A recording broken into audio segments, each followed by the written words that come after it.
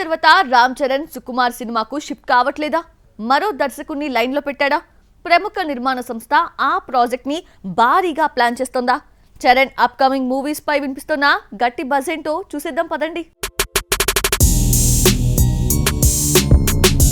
Game changer disaster తర్వాత చరణ్ నుండి రాబోతున్న మూవీ పెద్ది.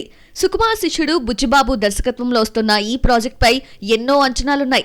రీసెంట్ గా రిలీజ్ చేసిన గ్లిమ్స్ మరోసారి రంగస్థలం చిట్టిబాబుని గుర్తు చేస్తున్నాయి.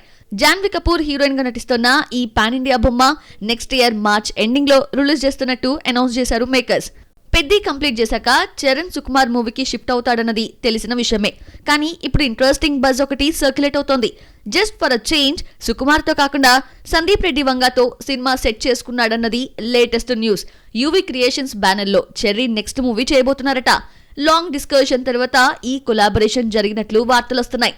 సుకుమార్ ప్రాజెక్ట్ డిలే కావడంతోనే ఈ వెంచర్ స్టార్ట్ చేయాలని భావిస్తున్నట్లు టాక్. యూవీ భారీగా ప్లాన్ చేస్తోందని ఓ న్యూస్ అయితే స్ప్రెడ్ అవుతోంది. స్పిరిట్ కంప్లీట్ చేసిన తర్వాత చరణ్ ని డీల్ చేయబోతారట సందీప్.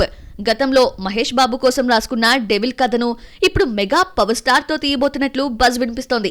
హై ఆక్టేన్ మూవీగా మునుపెన్నడూ చూడని విధంగా రామ్ చరణ్ ని డిజైన్ చేస్తారట యానిమల్ డైరెక్టర్ సందీప్. త్వరలోనే అఫీషియల్ అనౌన్స్మెంట్ వచ్చే ఛాన్స్లున్నాయని రూమర్స్ పుట్టుకొస్తున్నాయి. మరి ఈ వార్తలపై చెర్రీ, యూవీ, సందీప్ ఆర్ సుకు టీం స్పందిస్తుందేమో చూడాలి.